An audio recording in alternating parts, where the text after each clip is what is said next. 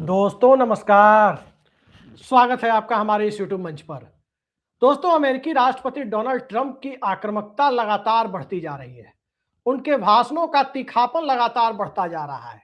चाहे वो middle east का मामला हो, चाहे वो ग्रीनलैंड का मामला हो, चाहे वो दुनिया के किसी दूसरे इलाके का मामला हो। एक तरफ Donald Trump board of peace की बात कर रहे हैं, दुनिया भर के नेताओं को उसमें शामिल होने का न्योता दे रहे हैं, गजा में अस्थायी शांति के लिए एक मॉडल बनाने की बात कर रहे हैं, वहीं पूरी दुनिया को धमकाते हुए भी नजर आ रहे हैं।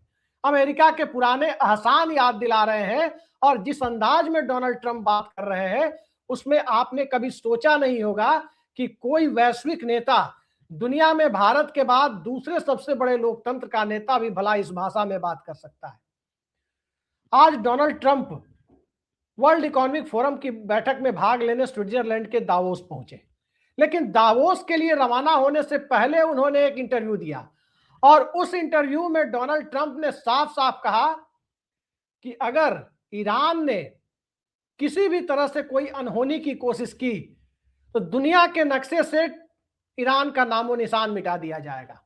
ये खुली धमकी है और जिस दौर में यह खुली धमकी ईरान को दी जा रही है उस दौर में यह भी देखा जा रहा है कि चाहे वो अरब सागर के अंदर पर्शियन गल्फ का इलाका हो, चाहे स्टेट ऑफ हरमुज का इलाका हो, उस पूरे इलाके में अमेरिकी नौसैनिक और एयरफोर्स के बेड़े लगातार गश्त करते हुए नजर आ रहे हैं। उनकी सघनता वहां बढ़ती जा रही है। सवाल यह है कि क्या वाकई ईरान में खामनेई प्रशासन को चिंतित होना चाहिए? निश्चित तौर पर अमेरिका दुनिया के सबसे ताकतवर देशों की सूची में नंबर 1 पर आता है। कई सारे देशों में रेजिम चेंज की बड़ी बड़ी कोशिशें कर चुका है और रेजिम चेंज अमेरिका ने किया भी है। तो क्या ईरान में खामनेई प्रशासन की समाप्ति के लिए ट्रंप अपनी तरफ से कोशिशें कर रहे हैं? बिल्कुल वैसी कोशिश कर रहे हैं जिस प्रकार से वेनेजुएला में रेजिम चेंज की कोशिश की गई। और क्या ये कोशिशें इजराइल के इशारे पर हो रही है? पिछले साल इजराइल और ईरान के बीच एक बड़ा ही खतरनाक युद्ध लड़ा गया। ऐसा लगा कि पूरी दुनिया की शांति को एक अस्थायी तौर पर खतरा पैदा हो गया है, लेकिन बीच बचाव हुआ और मामला कमोबेश वहीं का वहीं रुका हुआ है। इजराइल जिस प्रकार से पूरी दुनिया को धमकाने की कोशिश करता रहा, उससे कहीं आगे जाकर ईरान ने उसका जवाब देने की कोशिश की और इस जवाबी कार्रवाई के बाद यह साफ हो गया कि आज की दुनिया में कोई किसी की धमकियों से डरने के लिए तैयार नहीं है। तो ऐसे में भला ट्रंप ईरान को धमकी क्यों दे रहे हैं? दुनिया के नक्शे से ईरान का नामो निशान मिटाने की बात क्यों कर रहे हैं? वो ईरान जिसने परमाणु अप्रसार संधि एनपीटी पर दस्तखत किया था, उस ईरान की शांति की स्थापना के लिए जो ईरान के प्रयास हैं और अंतर्राष्ट्रीय शांति के लिए ईरान की जो चिंताएं हैं या ईरान का जो मिशन है, भला एनपीटी पर साइन करने वाले किसी देश को उसकी नीयत पर सवाल उठाए जा सकते हैं? स्वाभाविक है कि नहीं उठाए जा सकते। लेकिन ट्रंप इतने पर ही नहीं रुकते हैं। ट्रंप उसके बाद वर्ल्ड इकोनॉमिक फोरम की बैठक में भाग लेने के लिए दावोस पहुंचते हैं और दावोस में ट्रंप का संबोधन शुरू होता है और जिस प्रकार से दावोस ने तमाम अंतर्राष्ट्रीय मर्यादाओं, राजनय और कूटनीति की भाषाओं को, की सीमा को लांघते हुए जिस प्रकार से उन्होंने भाषण दिया, उससे तो साफ नजर आ रहा है कि विश्व में डोनाल्ड ट्रंप के अपनी जिस प्रकार से चलाना चाहते हैं, क्या दुनिया उस तरह से चलने की आदी रही है?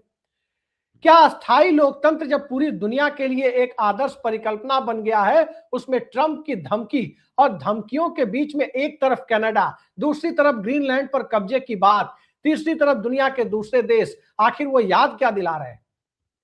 ट्रंप ने दावोस में अपने भाषण में यहां तक कह दिया कि जरा पूछना है तो वेनेजुएला के लोगों से पूछें। अमेरिका की ताकत, अमेरिकन फोर्स की ताकत, अमेरिका की टेक्नोलॉजी की ताकत इतनी है जो कल्पनाओं से परे है, बियॉन्ड इमेजिनेशन है। और इस तरह की बात जब वो कर रहे थे तो साथ साथ ये भी जोड़ रहे थे कि उनकी मिसाइलें नहीं चल रही थी। मसलन वेनेजुएला का कोई सिस्टम काम नहीं कर रहा था, उनकी सेना तक खड़ी नहीं हो पाई। इस तरह की बात यदि ट्रंप कर रहे थे कि पूरे सिस्टम को वेनेजुएला के जाम कर दिया गया, उसके बाद तो ये साफ हो चला है कि वेनेजुएला में जिस तरह से रेजिम चेंज की कोशिशें हुई और जिस तरह से ट्रंप दुनिया के सामने खुली धमकी दे रहे हैं, क्या अमेरिकी जनमानस भी इस चीज को बर्दाश्त करने की स्थिति में है? ये एक बड़ा सवाल है और ट्रंप सिर्फ अपनी ताकत का सार्वजनिक तौर पर इजहार करते हुए बल्कि अट्टहास करते हुए ही नहीं दिखते हैं, उससे कहीं आगे जाकर बात करते हुए दिखते हैं, जिससे अट्टहास वर्ड भी छोटा पड़ता हुआ नजर आता है। ग्रीनलैंड की बात तो उन्होंने क्या कहा, साफ साफ कहा कि ग्रीनलैंड में वो किसी भी तरह से हमला नहीं करेंगे, लेकिन यह भी याद दिलाते हैं कि अगर मैं कुछ मांग रहा हूं तो मुझे देने में आपत्ति क्या है। वो पुराने एहसान की बात करते हैं कि जिस वक्त जर्मनी और दूसरे देश डेनमार्क के साथ उलझे हुए थे, उस वक्त अमेरिकी सेना ने मदद की थी। साथ साथ ट्रंप ये भी कह रहे हैं, खुलेआम कह रहे हैं दावोस में, कि नाटो के अंदर बाकी देश 2% का भी योगदान नहीं देते, बल्कि अमेरिका लगभग 100% का योगदान देता है। ट्रंप ये भी कह रहे हैं कि अमेरिका ने पूरी दुनिया को जितनी मदद की और अमेरिका पर जब संकट आएगा तो मुझे पता है कि कोई अमेरिका की मदद नहीं कर पाएगा। और ये सारी बात ट्रंप कह रहे हैं तो उसके पीछे का मकसद क्या है? एक तरफ अभी 2 दिन पहले ट्रंप का एक बयान सामने आया कि अगर बोर्ड ऑफ पीस में शामिल होने से फ्रांस ने इनकार कर दिया तो उसके बाद फ्रांस के ऊपर, फ्रांस से आने वाली वाइन के ऊपर वो 200% टैरिफ लगा देंगे। न्योता तो नरेंद्र मोदी को भी भेजा गया है, तो क्या नरेंद्र मोदी को भी टैरिफ वाली धमकी दी जाएगी? याद रखिए, नरेंद्र मोदी या दुनिया में कोई भी लोकतांत्रिक ढंग से निर्वाचित नेता, चाहे वो नरेंद्र मोदी हो या मनमोहन सिंह हो या कोई और हो, वो एक देश का प्रतिनिधि है, दुनिया के सबसे बड़े लोकतंत्र का प्रतिनिधि है। और निश्चित तौर पर यह धमकी किसी नेता को नहीं बल्कि किसी देश को देने की कोशिश है। और जब ये कोशिश ट्रंप कर रहे हैं तो कनाडा भी उनकी जद से बाहर नहीं है। कनाडा के ऊपर भी ट्रंप के बयान इसी तरह के हैं, साफ साफ कह रहे हैं कि कनाडा अमेरिका से कई तरह के लाभ उठाता रहता है और उसे इसका एहसानमंद होना चाहिए। क्या पूरी दुनिया को अपने एहसान और अपने वेस्टेड इंटरेस्ट, यानी अपने जो व्यावसायिक हित और निजी हित है, उसके लिए पूरी दुनिया को ट्रंप ने एक मंच के तौर पर इस्तेमाल करने की ठान ली है?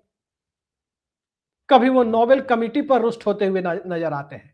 नोबेल कमेटी से उनकी चिंता इस बात को लेकर है कि नोबेल कमेटी उन्हें नोबेल शांति पुरस्कार नहीं दे रही। कई सारी बातें करते हैं। भला इस तरह की बातें अंतर्राष्ट्रीय स्तर पर किसी नेता को करते आपने सुना है? निश्चित तौर पर नहीं सुना है। अब तक ट्रंप ने सिर्फ ये नहीं कहा कि अंतर्राष्ट्रीय समुदाय उन्हें 2 किलो 2.5 किलो गालियां देता है और उन गालियों को न्यूट्रिशन में बदलते हैं। ये बातें अब तक ट्रंप ने नहीं की है, लेकिन इससे आगे की बात जरूर ट्रंप ने जाकर के कही है। और ट्रंप की भाषा का जिस प्रकार से उन्हीं की भाषा में जवाब देने की बात है, तो इटली की पीएम मेलोनी ने उनका जवाब जरूर दिया है और साफ साफ उन्होंने कहा है कि हम बहिष्कार शुरू कर देंगे। यहां तक कि मैकडॉनल्ड के बहिष्कार की भी बात कर दी है। सवाल उठता है कि क्या पूरी दुनिया 2 ध्रुवों में बंटने वाली है? और जब दूसरे ध्रुव की अनुपस्थिति है तो उस परिस्थिति में ट्रंप क्या यूनिपोलर वर्ल्ड यानी एक ध्रुवीय दुनिया में आखिर वो कौन सी कवायद करना चाहते हैं जिसमें अमेरिका की धमकी के आगे, और अमेरिका की धमकी भी इसे हम ना कहें क्योंकि अमेरिका दुनिया का एक महान लोकतंत्र है, यूं कहें कि मौजूदा राष्ट्रपति की धमकी के आगे पूरी दुनिया को नतमस्तक होने पर मजबूर किया जा रहा है। सिर्फ उसकी सैन्य ताकत, सिर्फ उसकी डॉलर की ताकत, सिर्फ उसकी सामरिक ताकत और सिर्फ उसकी अंतर्राष्ट्रीय चौधराहट के बूते। और ये सारी चीजें, चाहे अमेरिकी विदेश नीति की चौधराहट हो, अमेरिकी टेक्नोलॉजी की चौधराहट हो, चाहे वो अमेरिका की सामरिक ताकत हो, वो दरअसल अमेरिका के राष्ट्रपति की ताकत नहीं बल्कि अमेरिका के वर्षों से, सदियों से अर्जित लोकतंत्र की ताकत है। तो क्या उस अर्जित लोकतंत्र की ताकत और प्रतिष्ठा को ट्रंप एक झटके में मिट्टी में मिलाने पर तुले हुए हैं? कई सारे सवाल हैं जो दावोस से लेकर पूरी दुनिया में गूंज रहे हैं। भारत समेत कई देशों के प्रतिनिधि दावोस में हैं और ट्रंप की इस भाषा पर पूरी दुनिया में हैरत जताया जा रहा है। ऐसे में अमेरिका की चौधराहट तले दबे विश्व बैंक और अंतर्राष्ट्रीय मुद्रा कोष क्या पूरी दुनिया में ट्रंप को खुश करने के लिए पूरी दुनिया को दबाने वाली नीतियां बनानी शुरू कर देंगे? संयुक्त राष्ट्र संघ ने अब तक ट्रंप के बयान पर ऐसी कोई कड़ी प्रतिक्रिया नहीं दी है जिसकी उम्मीद विश्व समुदाय रखता है। लेकिन सवाल यह है कि ट्रंप की भाषा में जवाब भले न दिया जा रहा हो, लेकिन पूरी दुनिया के नेता आखिर चुप्पी साधे क्यों बैठे हुए हैं? इक्का दुक्का लोग अभी बोलना शुरू कर रहे हैं। जैसे मेलोनी ने जवाब दिया कनाडा के प्रधानमंत्री ने भी अपनी बातें रखी है और कनाडा के ऊपर तो ट्रंप की टेढ़ी नजर पहले से है, जब ट्रंप ये कहते हुए नजर आते हैं कि कनाडा को अमेरिका का 51वां प्रांत घोषित कर देना चाहिए। अमेरिका में 50 स्टेट हैं, 50 प्रांत है और कनाडा को 51वां प्रांत वो बनाना चाहते हैं। सवाल यह है कि अमेरिका साम्राज्यवादी नीतियों का जिस प्रकार से विरोध करता रहा है, पूरी दुनिया में साम्राज्यवाद के खिलाफ अमेरिका की लड़ाई का एक इतिहास है और उस लड़ाई के बूते ही अमेरिका की चौधराहट और अमेरिका का दबदबा विश्व समुदाय के बड़े हिस्से पर कायम हो पाया। वो आज की तारीख में उन सारी चीजों को एक झटके में ट्रंप किस तरह से खत्म करना चाहते हैं। अब जरा उस कवायद को हम उनके बोर्ड ऑफ पीस से जोड़कर देखें तो कई सारी चीजें साफ होती। कल ही मैंने आपसे चर्चा की थी कि बोर्ड ऑफ पीस की बात कर रहे हैं ट्रंप। दुनिया भर के 60 देशों को और देशों के नेताओं को न्योता भेजा गया है, भारत के प्रधानमंत्री को भी न्योता आया है और उस बोर्ड ऑफ पीस का मकसद है गजा में अस्थायी शांति और पुनर्निर्माण के कार्यों को बढ़ावा देना। लेकिन उस बोर्ड ऑफ पीस की बात करने वाला व्यक्ति यदि पूरी दुनिया में खुली धमकी वाली भाषा में बात करने की हद तक चला जाए तो भला उस बोर्ड ऑफ पीस को मानेगा कौन? इजराइल खुद भी मानने को तैयार नहीं है और गजा में ट्रंप कोशिश करें और अमेरिका के ऊपर पहले से यह आरोप चस्पा होता है कि इजराइल बनाम फिलिस्तीन के मामले में इजराइल के प्रति अमेरिका का झुकाव साफ नजर आता है और उसके बावजूद इजराइल ट्रंप के बोर्ड ऑफ पीस को मानने के लिए तैयार नहीं है। तो ऐसे में भला उस बोर्ड ऑफ पीस का मकसद क्या रह जाता है, उसका मतलब ही क्या रह जाता है? और जब उसका कोई मतलब निकलता हुआ दिखाई नहीं दे रहा तो सवाल यह है कि वैश्विक समुदाय में जहां एक तरफ संसाधनों पर काबिज होने की कोशिश, दूसरी तरफ डॉलर को अंतर्राष्ट्रीय मुद्रा बनाए रखने के लिए जो ब्रिक्स की तरफ से या एडीबी की तरफ से या दूसरे तरफ से जो चुनौती मिल रही है, मोटे तौर पर कहें तो डॉलर की चौधराहट के पीछे जो ताकत है वो वर्ल्ड बैंक और आईएमएफ की है, इंटरनेशनल मॉनेटरी फंड, उसकी ताकत है। उस ताकत को चुनौती देने के लिए दूसरी संस्थाएं खड़ी हो रही है। क्या ट्रंप इससे बौखला तो नहीं गए? कई सारे ऐसे सवाल हैं जिन सवालों के आईने में यदि ट्रंप की बौखलाहट को देखा जाए तो एक तरफ से अमेरिकी चिंता काफी कम नजर आती है, ट्रंप की व्यक्तिगत चिंता ज्यादा नजर आती है। मत भूलिए कि ट्रंप राष्ट्रपति होने के साथ साथ एक उद्योगपति भी है, एक व्यवसायी भी है।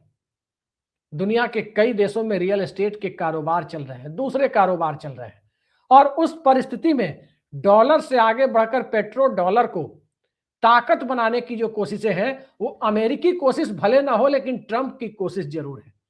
तो क्या इस दूसरे कार्यकाल में ट्रंप के लिए स्थितियां बहुत प्रतिकूल होती जा रही है? क्योंकि अमेरिकी समुदाय के भीतर भी ट्रंप को लेकर बहुत ज्यादा चिंताएं व्याप्त है। अमेरिका के अंदर भी ट्रंप को उनके एजेंडे को उतना समर्थन मिलता नहीं दिख रहा है। और कैसे मिलेगा?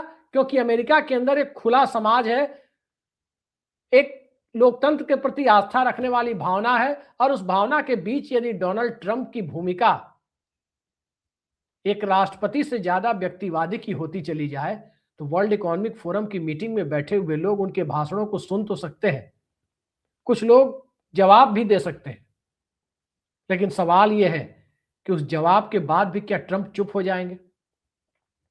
भारत और पाकिस्तान के बीच पिछले वर्ष हुए ऑपरेशन सिंदूर के दरमियान सीज फायर कराने की तमाम कोशिशों को ट्रंप अपनी क्रेडिट बताते रहे और सीधा सीधा ऐलान करते रहे, बल्कि कम से कम 3-4 दर्जन बार उन्होंने वैश्विक समुदाय के सामने कहा कि उन्होंने ही यह वॉर रुकवाया है, उन्होंने ही भारत पाकिस्तान के बीच सीज फायर कराया है। जबकि भारत सरकार इस बात से साफ इनकार करती रही।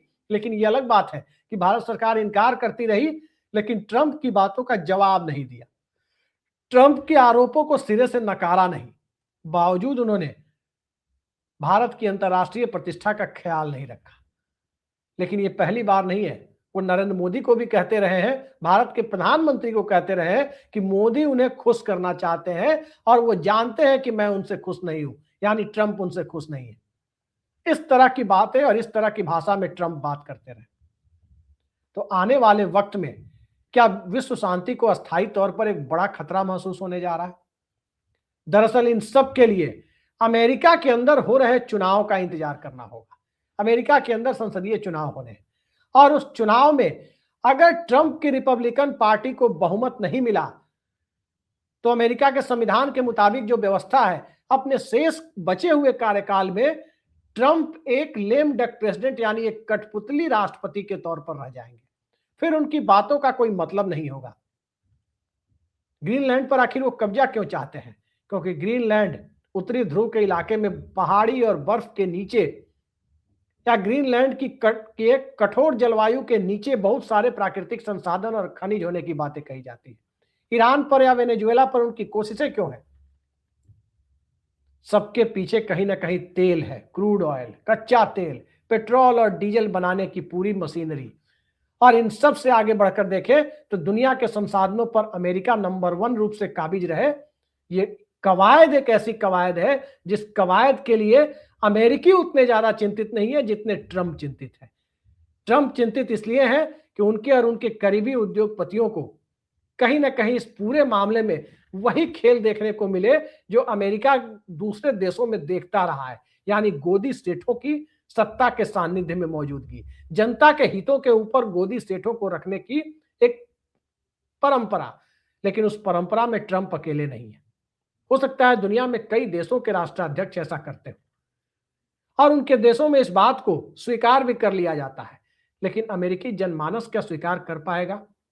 इंतजार करते हैं अमेरिका के संसदीय चुनाव का, और उससे भी ज्यादा इंतजार तो वैश्विक समुदाय को उस परिस्थिति का है, उस हालात का है कि कहां तो वर्ल्ड इकोनॉमिक फोरम की जो बैठक बुलाई गई, वो बैठक आर्थिक मसलों पर विश्व में बढ़ रही, दुनिया में बढ़ रही गैर बराबरी और असंतुलन के ऊपर चर्चा के लिए थी।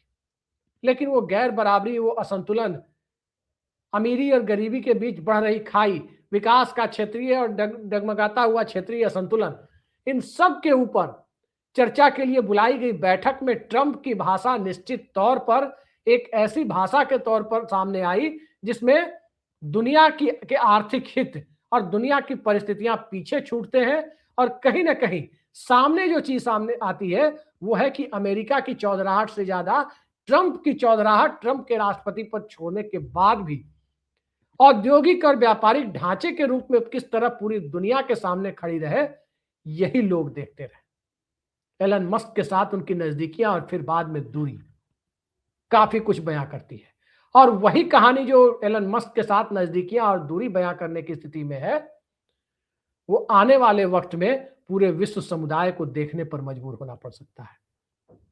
लेकिन घूम फिरकर सवाल वहीं आकर रुक जाता है कि क्या अमेरिकी इसके लिए तैयार है?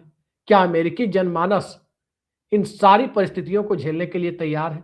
थोड़ा इंतजार करते हैं, अभी कुछ दिन और ट्रंप की इस तरह की भाषा से विश्व समुदाय को रूबरू होना पड़ सकता है। लेकिन ट्रंप को ठीक करने, ट्रंप को सुधारने की बात अमेरिकी जनमानस के सिवा कोई दूसरा कर भी नहीं सकता। देखते हैं कि आने वाले वक्त में क्या होता है। आज के लिए इतना ही। नमस्कार।